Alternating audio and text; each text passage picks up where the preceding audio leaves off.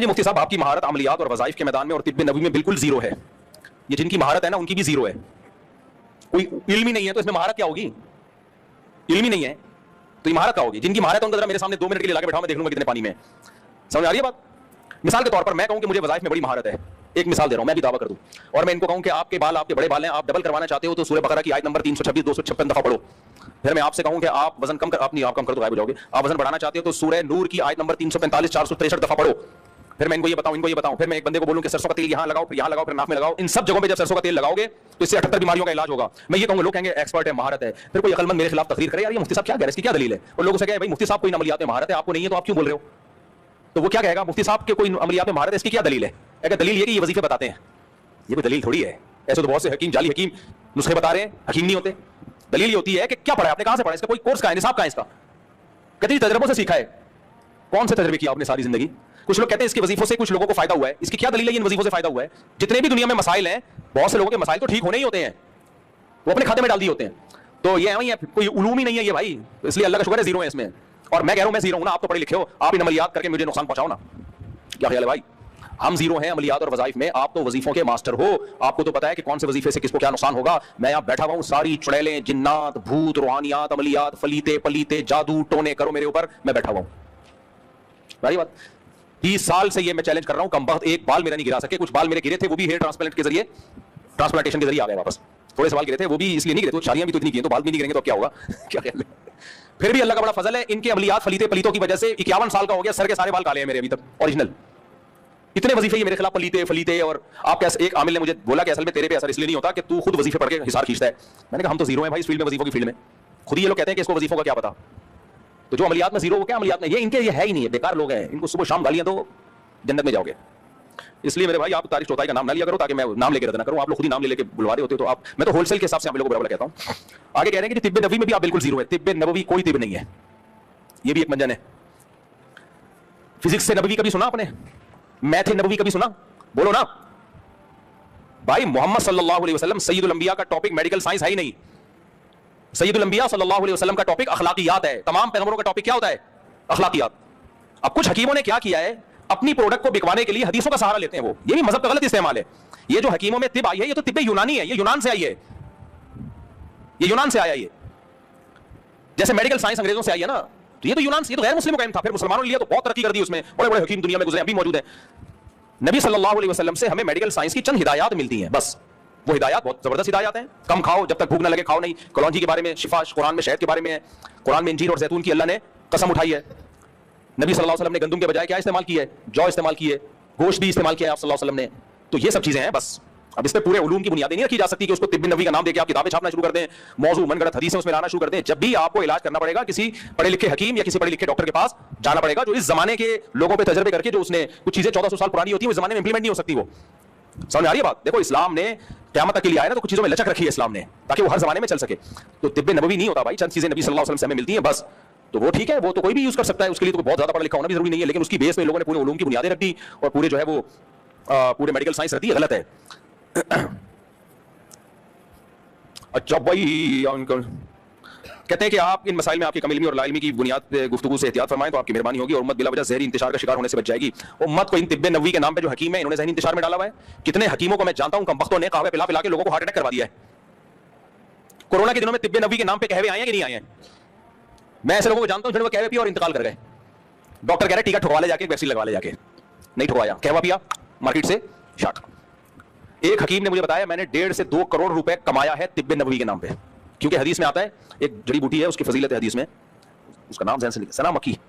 अब ये अच्छी है, पेट के लिए अच्छी है, कब्ज नहीं होता, बहुत सी बीमारियों का इलाज तो कब्ज खत्म करने से है। तो एक हदीस में साइन है बस।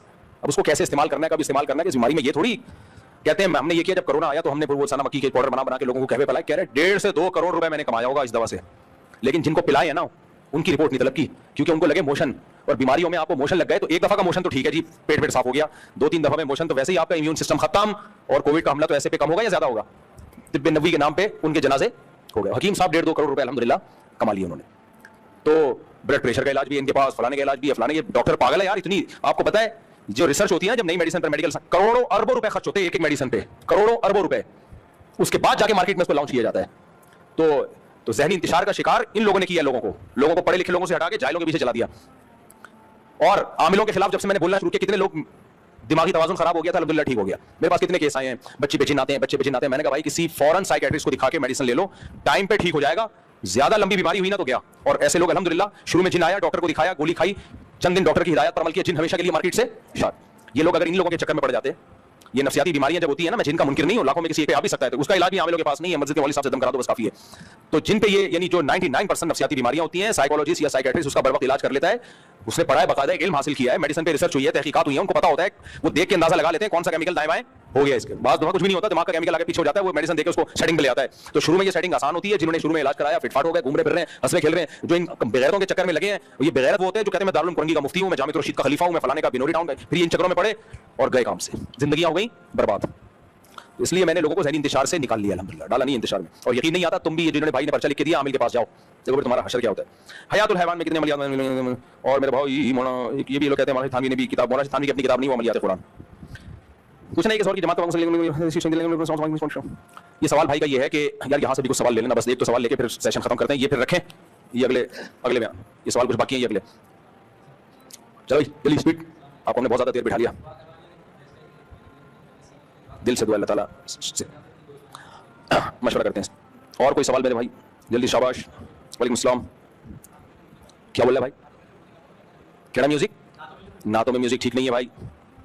वो भाई सवाल पूछ रहे हैं मिशकात भाई, बस मजीद बारीक होने का ऑप्शन नहीं है आपके पास, उसके बाद फिर कुर्ता आ रहा होगा, उसको झाड़ के निकालना पड़ेगा। वालेकुम सलाम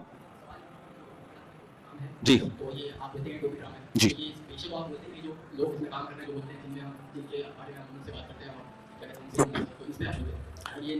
ये जिन से बात नहीं कर रहे होते, ये क्या करते हैं, मिसमेरिज्म के माहिर होते हैं, तो वो आपको ऐसा लग रहा होता है कि ये दिमाग कैप्चर कर लेते हैं। ये एक इल्म है, अमलियात, दिमाग कैप्चर। ये गोरे भी जानते हैं ये इल्म, ये पादरी भी करते हैं, हिंदू भी करते हैं, सारे करते हैं, ये सीखा जा सकता है, लेकिन इससे अपनी खोपड़ी खराब हो जाती है। तो उलूम नहीं है, ये एक तरह का जादू है, तो दिमाग कैप्चर हो जाता है उससे।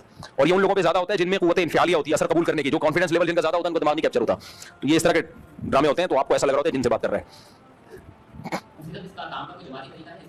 इस काम का सिर्फ एक तरीका जायज है कि आप ये काम ना करते हो, कोई आपसे दम कराने के लिए आ जाए, आप बोलो भाई मैं आयतल कुर्सी पढ़ के दम करूंगा, इतने पैसे लूंगा क्योंकि मेरा टाइम लग रहा है, बस इससे ज्यादा की इसकी हैसियत नहीं है। देखो, बुजुर्गों या उलमा की इत्तिबा दीन के इल्म के मामले में की जाती है, समझ में आ रही है बात? दीन का इल्म, कुरान और हदीस का इल्म, उसमें बुजुर्गों की इत्तिबा करते हैं। अमलियात कुछ है ही नहीं, तो उसमें क्या है?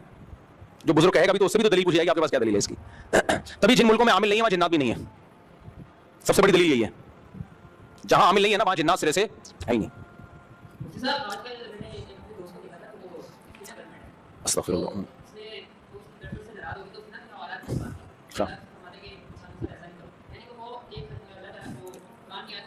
गर्लफ्रेंड को नाराज करना फर्ज है, बॉयफ्रेंड को नाराज करना फर्ज है।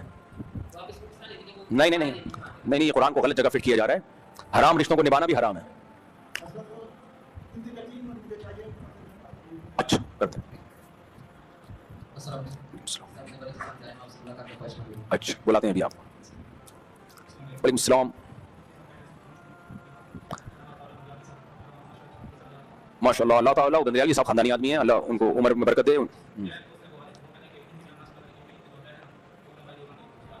मौलाना अताउल्लाह बंदियालवी के अकायद उलमा देवबंद के खिलाफ हैं। कौन सा अकीदा? मुफ्ती अब्दुल वाहिद कुरैशी साहब पर तो तलबीब से जादू हो रहा है। वो कह रहे हैं कि मेरे ऊपर खांसी आई थी, वो कहते तलबीब से कुछ जादू वादू हुआ है। ज्यादा नहीं हो गई कुछ?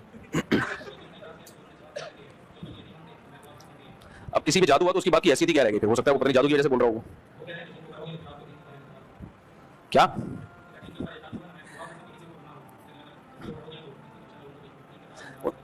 मेरे ऊपर करवाओ, मैं इजाजत दे रहा हूं। जितने जादूगर फलीते पलीते आमिल अमलियात पलीतियात हमजात मुवक्किल टोपी ड्रामे हिसार, मैं बैठा हूं, मेरे पर आके जादू करो। अताउल्लाह बंदियालवी साहब हयातुन नबी को मानते हैं, कहते हैं बरज़खी हयात है, जहां तक मुझे मालूमात है उनके बारे में। यार ये जो फड्डे हैं ना पंजाब के हयाती ममाती, ये उलमा के बीच में रहने दो, इसमें आप ना पढ़ो। कुछ मसले उलमा के साथ खास होते हैं, वो उनके अपने जाती मसले चल रहे होते हैं, वो जातियात तक पहुंच जाते हैं, उसमें नहीं पढ़ना चाहिए। आप दोनों का एहतराम करो, दोनों से इल्म हासिल। सबको सुनते रहो यार, कोई बात इश्काल हो तो जाके पूछ लो। तो मेरे बारे में भी कहते हैं इनके बयान ना सुना करो, ठड़क पैदा होती है। हालांकि मेरे बयान से ठड़क खत्म होती है, शादी कर लेता है ठड़क, जिन्होंने की भी ऐसी खत्म हुई है ठड़क, मेरे पे दवाएं मांगने आ रहे होते हैं, ठड़क की भी दवाई मिल जाएगी मुफ्ती साहब। जी मिलते हैं आपसे फिर। हजरत आपको लगता है जुम्मे की नमाज से पहले का बयान सुना आपने? वो सही हुआ था, ये थोड़ा गपशप ज्यादा हो गई है इसमें, तो ठग की बातें ज्यादा हो गई हैं। वालेकुम सलाम। एक बात करूं बस, तबाह की शादियां करो ऐसी की तैसी, दुनिया की भी लज्जत है और अल्लाह भी खुश हो रहा है, जिस काम से खुदा भी खुश हो रहा है और दुनिया में भी लज्जत मिल रही है, सेहत अच्छी, इससे ज्यादा सेहत बनाने का खुदा की कसम कोई नुस्खा नहीं है। कुरान कहता है लितस्कुनू इलैहा, तुम्हें सुकून मिलता है। ये मियां बीवी के झगड़े, 2-3 बीवियों के, ये झगड़े के साथ भी इसमें अल्लाह ने मजा रखा है। पाक दामनी, इफ्फत की जिंदगी, सुकून, इत्मीनान, बीवी की मोहब्बत, औलाद, बच्चे बच्चियां, बच्चे इतने प्यारे होते हैं खुदा की कसम। मेरे तो जब टेंशन कहीं भी कोई मसला हो ना, मैं छोटी बच्ची को जाके देखता हूं, वो ऐसे अपने बंदर की तरह कहीं लगी होगी, खेल रही होगी, ऐसे आ जाएगी, कभी हाथ मिलाना ही हो, ऐसे प्यारे होते हैं बच्चे यार। तो ये क्यों अपने आप को अजाब में डाला हुआ है? पीरों की ऐसी की तैसी तैसी, और हाँ फिर अदल भी करो। बस ये बयान अगर मैं यही कह के दुनिया से चला गया ना, यही सिखा के, तो भी गम नहीं है। अब आप शरी सवाल पूछें। क्या किया?